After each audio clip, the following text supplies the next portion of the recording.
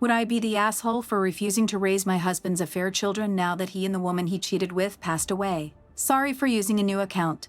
I know that's a red flag, but I don't want to risk using my old Reddit account, my 35 husband, 45 husband, 40 Ninim, of 23 years had an affair with a 20-years-old girl since 2020.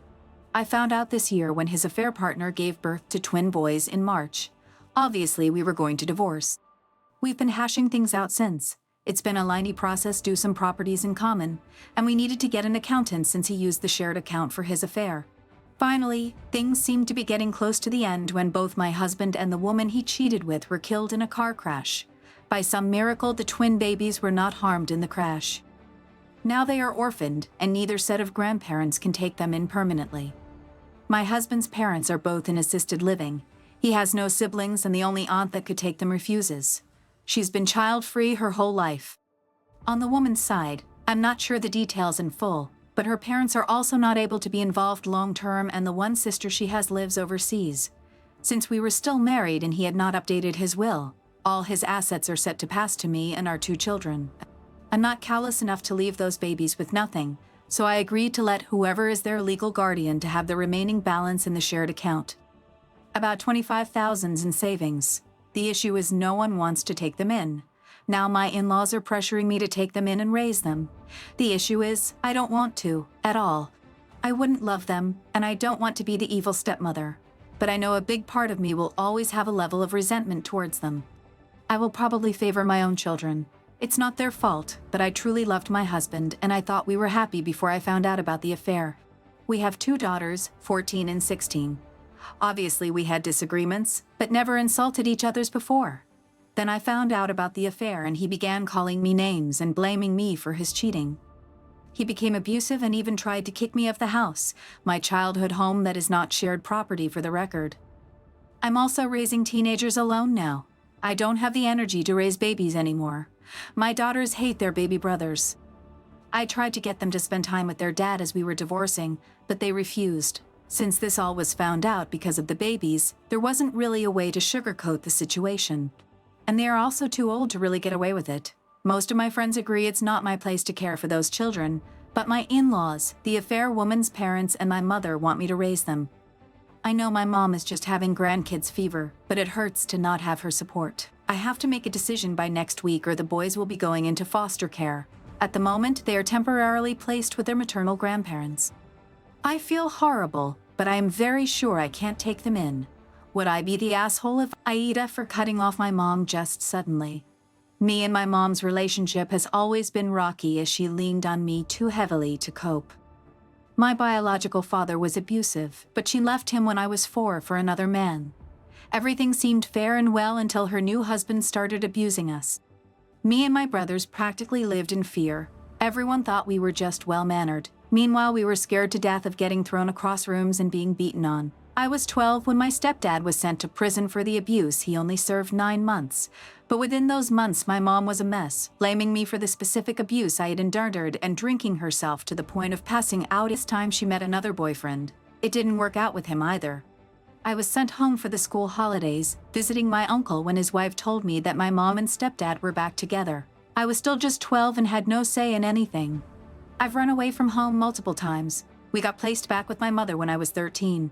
I have opened multiple cases, but they would just get people to lie on their behalf and no one would believe me. I am now 23 and my mom has apologized multiple times over the years for everything she's put me through, but she is still with my stepdad, the same person who has told everyone that the abuse was my own fault.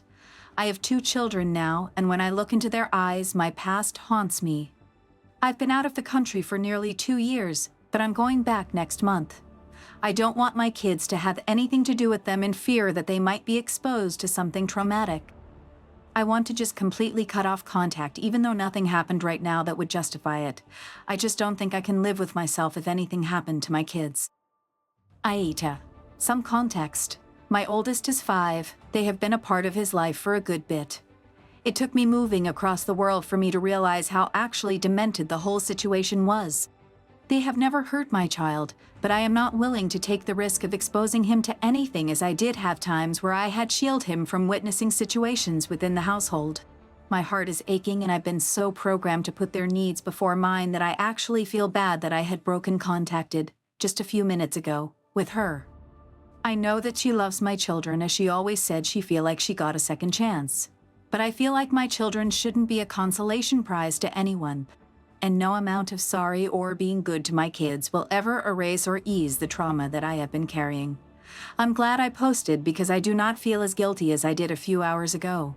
Would I be the asshole for wanting my husband to choose me if there was ever a situation to choose between mom or the baby during childbirth? I wonder how this situations work out in real life because in the movies they always choose the baby and the wife dies. I lived my whole life wanting to be a mother, holding my baby, raising many kids and being a wholesome family with my husband, etc. Dying without doing this would mean my life has been meaningless. Since this question arises when planning pregnancy, I asked my husband. We are both very young, so it might seem immature. Bear with me. He said he would choose the baby if there was chance of me living versus the baby, and told me I was selfish and murderer for wanting the opposite. He didn't hesitate for one bit. He even said he would choose the baby if my living probability was higher than our baby's. Something along the lines of, baby did nothing wrong so shouldn't deserve to be killed. But the mother didn't do anything wrong too. I am someone's child who means dearly to my parents too. I can't die like that. If I live, I will have depressive life and big scar in my life, definitely. But I feel like there is chance of making future babies. If not, there is adopting too. Doesn't the mother have value in her life? I might feel differently if I was pregnant, of course. Since there is a long time left for me to actually get pregnant, and we could change our minds when I actually get pregnant, this is just a curiosity question. See it as a debate, if you will. His reasoning. He thinks baby should never be sacrificed and he thinks he would also die for his children. He said shouldn't want to choose myself, as the mothers should never kill their child. Probably the Asianness in him affected his answer. Probably he will think differently in the future, I hope. Also, I would prefer if real mothers, husbands, or doctors comment follow up. I made a post because he said I should post and ask other people as others would agree with him. I know I am being childish for asking nonsense questions. I am very overthinker. I was hurt by him saying I was selfish for wanting to live, murder our baby, and for a second, there I was concerned maybe I was the only one who thought this way. I am happy to learn that many are on my side, and no, in real life, I would never want this to happen to anyone. It was the way he answered nonchalantly that hurt me, not the answer of choosing baby. Thank you for everyone who is